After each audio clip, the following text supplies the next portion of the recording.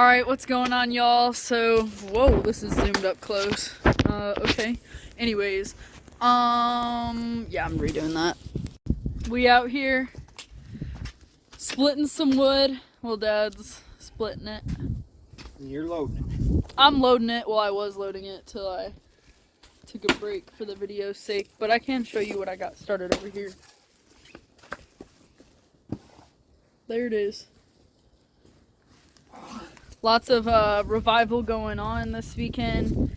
I'll be singing this weekend, leading worship. First time back in a minute. I don't think I've had a weekend of leading since I was on winter break. I think that was the last time. Yeah, so back in December, maybe, or beginning of January. It's on the chainsaw back here. Oh, yeah, Dad wants me to let y'all know it's no chainsaw. Nothing battery operated. No, it's just me. What do you call it? Manpower right here. Just an axe. If it's too punchy for you, you can stay at home with your mommy. If it's too punchy for you, stay home with your mommy. Bunkhouse Bible study tonight. Bunkhouse Bible study tonight, 7 p.m., yes? Yes. Yep, so Dad's starting a new Bible study out here. He wanted me to speak about revival a little bit. As you can see, it's been going around the nation. People getting on fire and wanting something new, wanting something fresh. Stale religion isn't going to work in 2023. The same old isn't going to work in 2023. It's time to do new things, plant new churches, have new ministries, have new Bible studies, reach new people that you haven't ever reached before. And me and Dad were talking a lot today.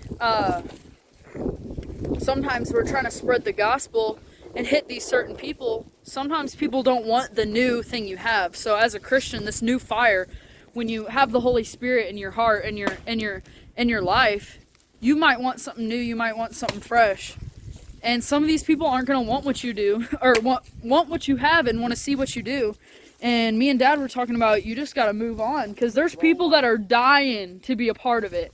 And there's people that are longing and desperate for the Holy Spirit in their life and for something new, something fresh, a fresh fire in their life. So my advice to you would be to go out, join something new, talk to new people about Christ, and just don't get stuck in the same routine. Because Christians, I know people just view it as a religion and just a routine that they got to go to one service once a week, and that's just not gonna work for 2023. It's whack, like he said in the words of Pastor Pat. Let's quote it: whack.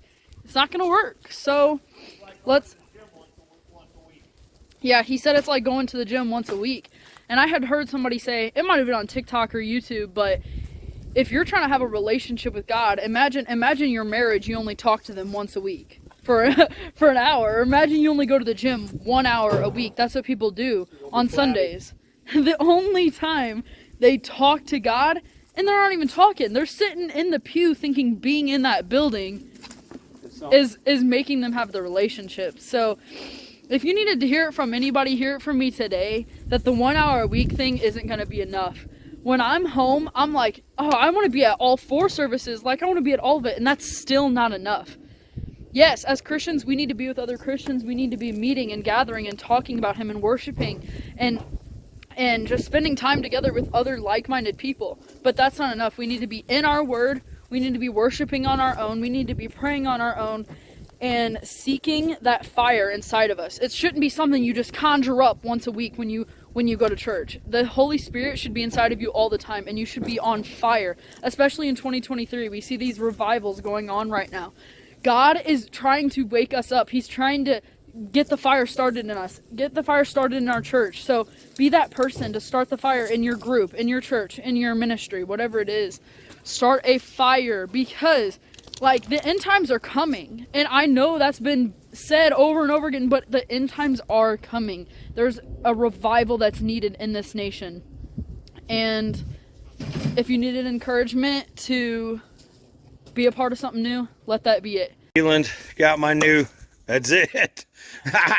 So I'll just kind of tell you, go ahead and throw that log on here, sis. So Keelan chopped that log in half. That's about a 6-incher, maybe 5. That's a stout log. So what we're doing is we're filling up for a wood cook stove tonight because we got our bunkhouse Bible study. So Keelan's going to add this to the vid. And so tell me how you feel now. So you're not cold, and it's probably 35 degrees out here. There's no wind because we're in the woods. We're working out. I'm getting free heat. Keelan's going to know how to survive regardless of how crazy the dang environment gets, because she's learning from her dad how to provide for herself. And you notice we don't have a log roller. We don't have a chainsaw. Don't have a chainsaw sharpener. Don't have all that. All we got is an axe. If you learn how to use an axe, you will be able to do anything for your family. But if you're always relying on gas and oil and chainsaws and all that, you're doomed to fail. Now, I'll just let you guys know I'm a chainsaw guy. I got all kinds of them, but they're always sharpening them. You're always putting gas in them. You're always putting oil in them. And when it's dry, you got to watch going in the woods with them, because they could start a fire. So you got to be careful. We're being sensible. We're out here working. Already got the fire going. It's already inside my bunkhouse. It's already, when I pulled out of there, it was bumping 62 degrees. And me and Keelan have only been here for 2 hours. So we warmed it up, put 2 big pots of coffee on. And now we're out here splitting some wood. And so Keelan's going to show you how she starts chopping on this next log. So go ahead and chop on that next log down about 16, 18 inches down there, right about where your foot was. Yep. Go down just a fuzz. Right. Come up a little. Right there. Yeah. So stand up. Good. And you never swing straight down. Always on an angle. And you just get up, build a rhythm.